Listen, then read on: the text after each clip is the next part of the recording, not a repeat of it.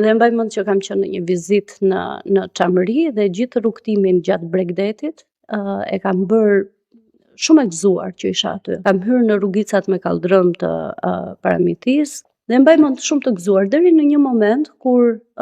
ulëm, mendoj se e kam gjetur shtëpinë e gjyshes time dhe aty pranë ka një dyqan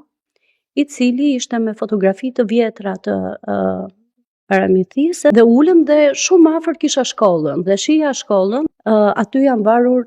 burrat e Çamërisë në Çengela. Vetëm këtë imazhin, unë e ulur në atë lokal të vogël të Paramitisë me shkollën përballë, me disa fëmijë që shkojnë me çanta në shtëpinë dhe kisha vetëm një pyetje, a e din ata fëmijë që aty janë varë ca burra në Çengela, edhe që askush nuk e dinte, po që shkonin gratë të çonin ushqimin sepse burrat ishin vonuar, kishin përgatitur ushqimin, çonin, hapnin derën dhe shihnin njerëz të varur në Çengela sikur të shiteshin mish. Dhe ishin dy imazhe krejt të kundërta, fëmijët e ardhmja, dhe a e dinin ato dhe a do ta dinin ata fëmijë këtë histori, dhe shkolla që kishte mbetur e njëjta. Dhe aty çfarë ka ndodhur pas ose rruga ime e kthimit nga Çamëria në Shqipëri, unë nuk e mbaj më mend fare.